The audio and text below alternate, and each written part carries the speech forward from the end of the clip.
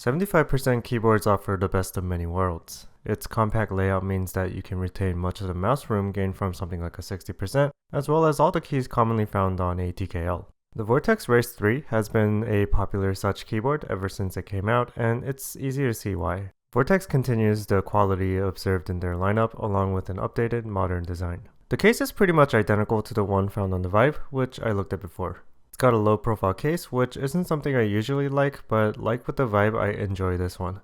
The sharp corners with thin bezels look simple and elegant. These are only available with traditional ceramic switches, which have black housings. This provides sort of a void between the case and the keycaps, which emphasizes the floating keys look. The keycaps are also a high point on the race. They are a PBT DISA variety in the DSA profile. They have about the same amount of texture as common Chinese DSA keycaps, which is to say they're approximately matte. The legends are pretty sharp and relatively consistent. The only sort of weirdness I noticed with them were the caps with two legends, such as the number row and the semicolon. The two legends seem kind of far apart, but the distance seems relatively consistent between them, so I'll mark that off as a stylistic decision. These are about 1.3mm thick, which I believe is thicker than usual DSA. I don't have any SP DSA keycaps on hand, but I believe those are typically 1.1mm. The F and J keys are also homing keys. Typical homing keys have bars on them, but DSA profile uses these deep dish keys, which just mean that the scoop is a little more distinct than all the other keys. I prefer this to bumps because you don't get a distracting piece of protrusion, but you still retain the ability to find your home position. You also get a bunch of extra keycaps with the race. The first set is for Mac compatibility. As enthusiasts, this isn't something we think about that often because we usually end up being fine with incorrect legends, but the inclusion must be welcome for Mac users. But the really exciting part is with the multicolored modifiers. You get a set of red, green, blue, and yellow replacements, which you can choose to use or not use. I really like the look with all of these on, but of course you can pick and choose what you want. Some people say it sort of looks like a little Tykes toy, but I don't really mind that. One unexpected benefit to all of these extra keycaps is that you may be able to use them to fill your 40% keyboard. Of course, you aren't going to have correct legends for each key, but you're probably used to that if you're using a 40% anyway. This is how my Minivan looks with the race keycaps. Moving on to the layout, the 75% form factor is probably actually very familiar to most people because most laptops use some variation of this. If you look at my laptop, you can see that the layout and the stock key placements are pretty much identical. This made the transition to this keyboard a breeze. One odd thing about the Race 3's layout in particular is the top row. Most 75% layouts have the function row ortholinear to the number row, meaning that there is no stagger between them. However, on the Race, the escape and delete keys are larger than usual to provide that stagger. If you look at the function row in a TKL, you'll notice those spaces between the clusters, which I think is a good look, and some 75% boards like the Magic Force 82 implement this. I think that provides sort of a visual separation between the main part of the keyboard and the auxiliary function row. I think this stagger achieves the same effect. Personally, I have never been a big fan of traditional 75% layouts because of their function row. I always thought they made that area look busy. This resolves some of the visual clutter.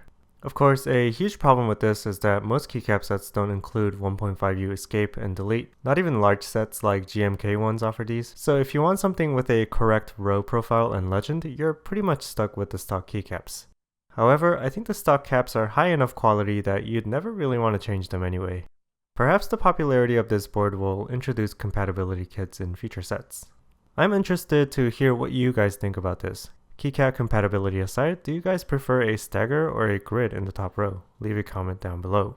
Overall, the board is built fairly well for what it is. For an aluminum keyboard, it's relatively light but doesn't feel flimsy by any means, and the base provides a solid foundation for each keystroke.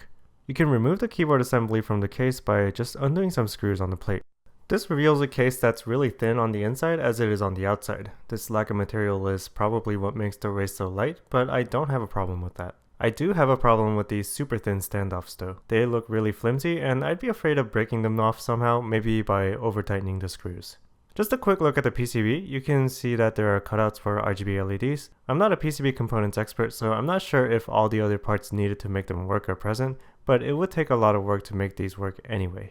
Stabilizer rattle, which plagues so many retail keyboards, is not found here. Like all of their other products that I looked at in the past, the plate mount stabilizers that come with the race are excellent with absolutely zero noise. Vortex once again proves that you don't have to use genuine stabilizers to achieve good results. Looking at you, K-Type.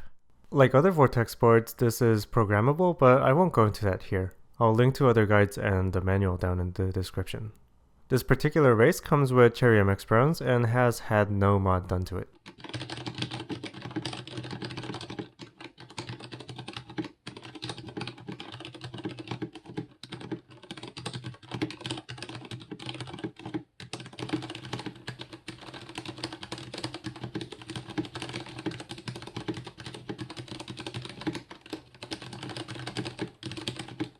I really do enjoy typing on this keyboard, particularly at the 0° angle without the included feet. The low profile case and keycaps provide a very comfortable typing position for me. I think the board also sounds pretty good. The bottom out is nice and confident, and the lack of stabilizer rattle means no annoying interruptions in your typing sound. If you are a little bit more heavy-handed with your typing, you may experience a bit of ping in your case. When typing on my soft desk mat, this wasn't a problem, but when I had it on harder surfaces, or if I'm holding it up, I can hear some of the hollowness inside the case. This isn't a difficult issue to tackle though. Opening up the keyboard is really simple, so it wouldn't take too much effort to lay down some foam in the case. After adding foam to the case, I found the sound to be more muted, but have a listen for yourself.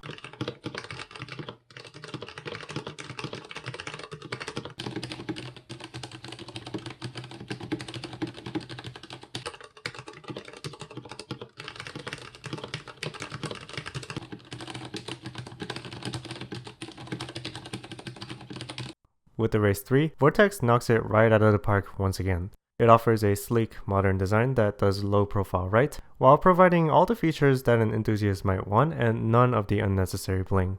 The inclusion of keycaps for customizability is a huge plus that opens up many possibilities for different aesthetics, which is aided by the weird but visually relieving staggered top row.